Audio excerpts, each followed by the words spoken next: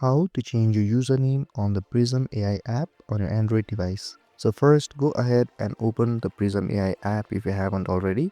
Then after a few moments, your home screen should look something like this. Here you'll see many options on your screen, but simply tap on the settings icon, which is located on the top left corner of your screen. And after you tap on it, you'll see an option called username on the top of your screen. Simply tap on it and type in the new username that you would like to save.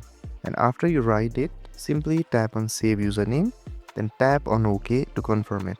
So it is that easy. This is how you can change your username on the Prism AI app. If this video helped you, don't forget to like, share and subscribe and hit that notification bell so you don't miss any of our videos.